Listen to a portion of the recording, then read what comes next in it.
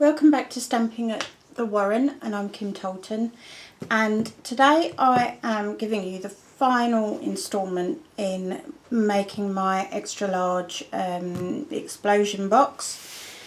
And what we're going to be doing is the middle bit. So if you haven't already watched parts 1 and 2 on how to make this beautiful exploding box, then pop along, have a read of, watch of those, and then come back. There is also blog posts that go alongside it, so if you're unsure or you want specific measurements or specific information, then just pop along to my blog and there's full tutorials on there as well. So to start off, just to remind you that I'm making this box for my mum for Mother's Day, so the actual final components of it you're not going to see, but I think they're the bits that are the most personal. You know, that's where you can make all your decorations, finish all your bits and pieces for your card your way. I'm just showing you the basic foundations and how I'm finishing my box. So I'm just going to remove this cover. Remember, I've used the Stampin' Up Celebration cardstock for this, or decorative paper I should say, for making this box, and it's no longer available, but I'm sure many of you will have it, and it's just such beautiful papers, and why I did it. So I'm just going to remove the lid, and inside is your explosion. So you just help it on its way and down it goes, and it looks absolutely superb. The difference between when you saw the last video and this one is that we now have a box in the middle, and it's taken me a little bit of time to get around to making this box for various reasons. My mum has been very ill in hospital. We've been supporting my son through a custody hearing with his ex-partner, and I've had surgery as well, so there's been lots of reasons why I haven't been around as much as I would normally be, but I was desperate to get this box finished in time to give it to my mum for Mother's Day, because every year I spend with her, every moment I now spend with her is really precious. Anyway, I spent all this time thinking what I was going to design for a box within the box, and I thought, do I make a smaller card in a box and have that in the bottom, or what do I do? Do I make a completely different type of box and have in the middle? Because it is a, you know, you can see my hands here, that is a big box, you know. And then I had this ping moment. I was browsing Pinterest, as I do when I'm in my PJs in bed in the morning having my coffee, and I saw a curvy keepsake box, and I thought, I wonder if that would work. So out I toddled, and yes, it works. So you can get a curvy keepsake box. In fact, there's plenty of room around the side of it, so you will get a curvy keepsake box in the middle. I've used the Timeless Elegance Designer Series paper, which is, I had here, and it's beautiful. And what I actually did was, before I die cut it, I sponged it, and I didn't sponge all of it, I just sponged some of it, and I used Delightful Dijon ink pad. And I use this ink pad because it coordinates with the colours I've got in the inside of the box. So you just open up your ink pad, get a wedge of a stamping sponge, get some ink on it, and what I highlighted was mostly the roses, so adding some colour in the middle of the roses like this.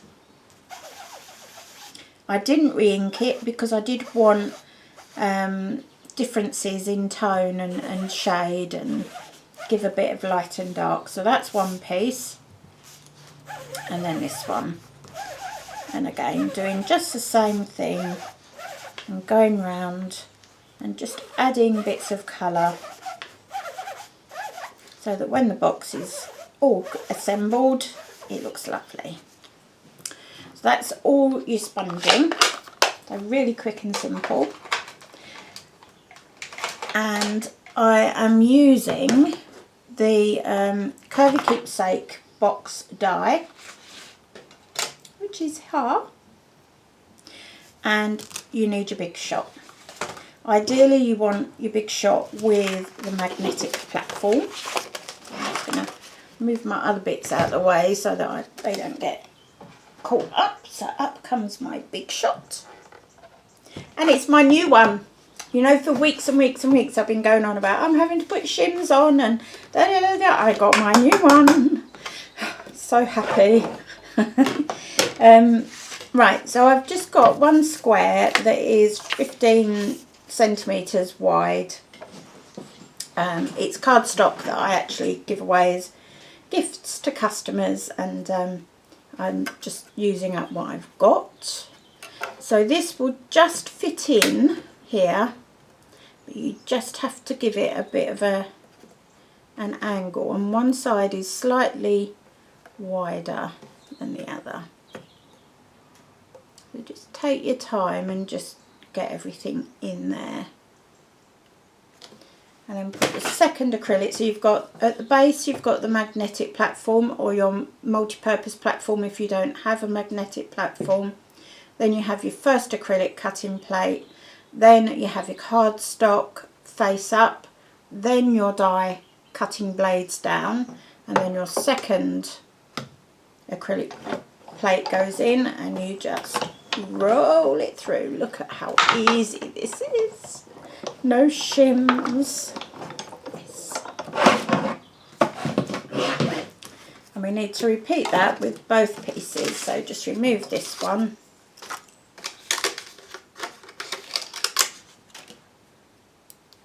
And then pop your next one on.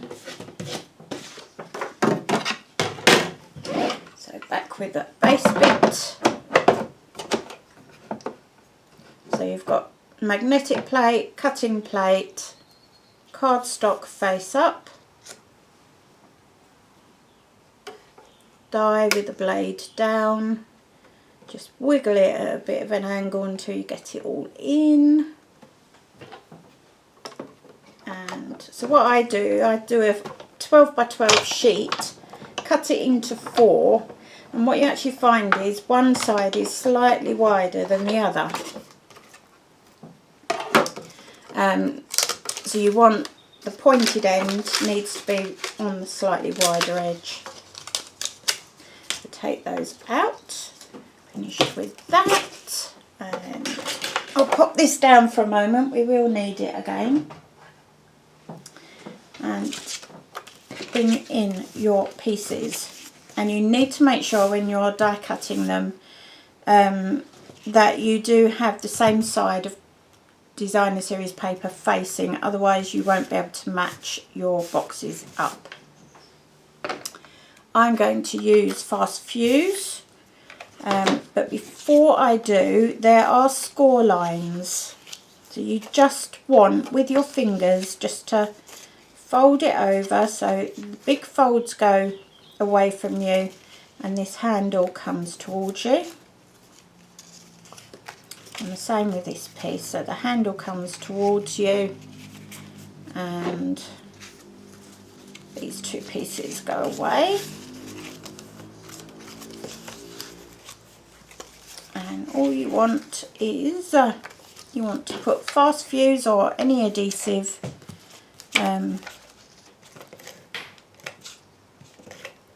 on one of the base squares. And then you need to match up so that the two curved angle ends are facing each other and the two pointed ends are facing each other. And then just pop this down so that everything lines up.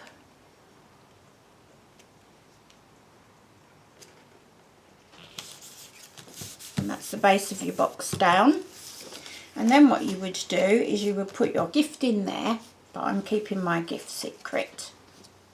And the two handles come up, and then one of these goes up and over, and there's just a little ridge here, so that just helps it to lock in place. So just up and over, nice and gently, because it is paper, not cardstock. Same with the other handle. And then what I've left behind is my ribbon and linen thread. So I'm just going to pop over and get that quickly.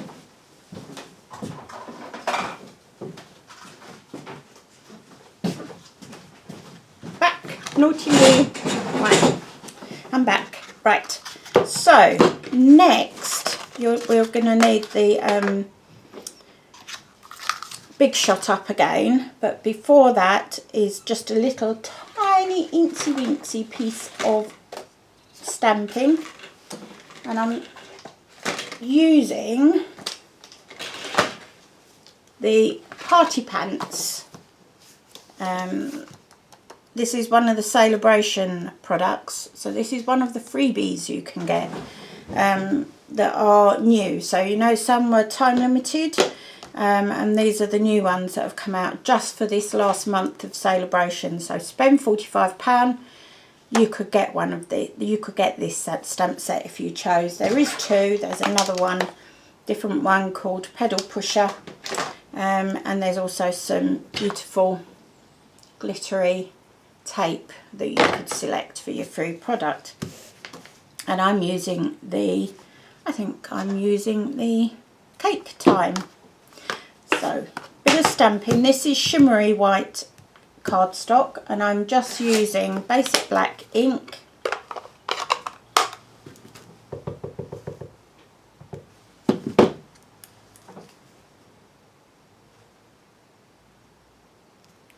And if you aren't aware, if you're a complete novice, a lot of people worry about knowing placements of stamps and whether they're going to fit. And just a quick little tip, the easiest way is if you hold your stamp up to the die, so this is the die we're using, if you hold that up and it will slot over, can you see there? If it will slot over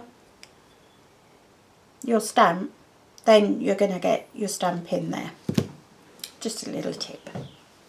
Right, let's keep that there because I'm going to need that there, and we just need to bring in the big shot again. That's it, that's all the stamping for this last part on the box. So up comes your big shot.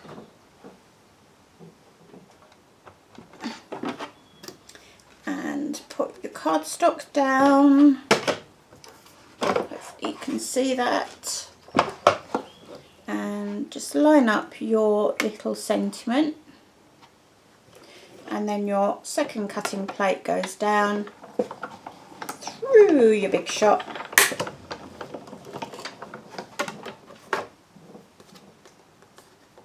and it always sticks. These new cutting plates are quite static. Oh, right, that's out the way, and just the last few steps now. So pop that out from the die.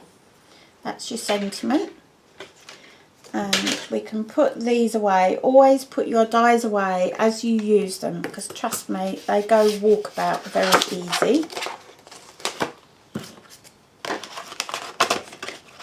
I keep all of mine in their original packs, and I keep them in boxes.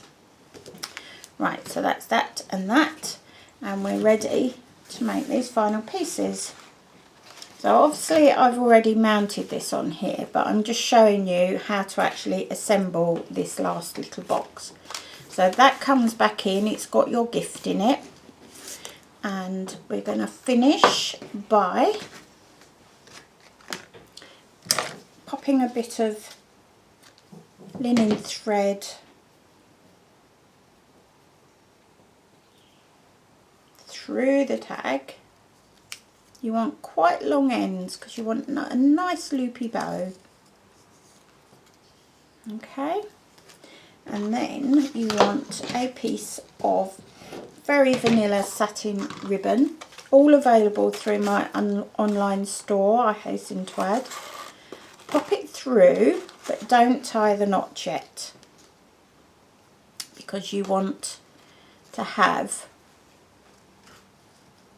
one piece of that linen thread going through there, through the middle, before you tie your knot. You could tie a bow if you want a bow. I just want a nice loopy dear me, a loopy knot. And then you can just tie your bow with the linen thread, like so. Trim up your ribbon like that, and there is your little curvy keepsake box. And all you do is put a piece of fast fuse or tear and tape, yeah, on the base, and then you simply pop your whole gift box onto the base, again with fast fuse or tear and tape, and that is your box made. So for the final time, I'm going to fold up my box. There will be a little card going inside the box as well, so Mum will have a little card, handwritten note in there, plus her gift. And I think that is a beautiful gift for any mum on Mother's Day. And you can substitute any products, any of the Stampin' Up products for something different, and you can make your own version of this. So I hope you've enjoyed the 3 tutorials, and I'm just going to very quickly show you, look, the real effect. Can you see if I pull you in a little bit? Can you see the full effect of sponging that beautiful designer series paper? Isn't it beautiful? I love it. It's probably my most favourite designer series paper in the whole catalogue. So that's it. All 3 parts of my box. I will update you and let you know what my mum thinks when she receives it. And I've actually put this forward as one of my projects for the Stampers display board for our Telford regional event that's taking place in April. It's called On Stage Live and takes place at the International Centre in Telford. And yeah, so this is one of 6 projects that I've put forward to see if I can become one of those stamper display boarders. And I'll let you know about that too. But as for today, that's that tutorial done and put to bed. The full tutorial will be on my blog, as I say. There'll be a link from my video. Also, if you click on the little I for information circle in the top right of my video, it will bring up a card. If you click on that card, it will take you straight through to the blog for today's post, and you can read the tutorial, and you can go back and read the other tutorials as well. If you look in the show more section, then you will find all of my social media accounts. I am starting a bring back birthdays hashtag project. It's not my project, it's been started by another demonstrator in the US, but we're on a campaign to bring back birthdays, and all that means is we want to start posting cards again. Even demonstrators have got guilty of putting pictures of cards on their Facebook pages and the such like, and forgetting to pop their cards in the post, as I have recently with everything that's been on my mind. So I'm going along with that hashtag. So it's hashtag I'm bringing back birthdays. I want you to share this with everybody you know, and so long as you or whoever you pass it on to is resident in the UK, get them to contact me via kim.tolton@googlemail.com, or 0775 958 7004 with a text, and just give me your name, not telephone number, your name and address, and I will send you a card, a birthday card that you can use for somebody in your life. And I want it to work a bit like a chain letter. So if you receive one, or if you ask for one, pass it on to 5 people. They then have to pass it on to 5 people, and so on. And so long as it's coming back to me, I will send out those cards, and it will just help everybody remember just how precious handmade cards are and the joy of receiving a handmade card. And I'll make sure I will be doing a blog post on that as well, just to get you all involved. And that's it for today. Don't forget you can leave comments in the comments section, and all my social media are in the show more section under today's video, and all that information is on my blog as well. If you want to order products, the link to my website is also on my blog, so just follow the link. Likewise, there's product icons on there, so just click on one of the product icons and ping, you'll be in my store. So I'll see you tomorrow for another video. Thank you very much for watching, and thank you for being patient whilst I've not been around as much as normal over the past few weeks. Ta-ta for now.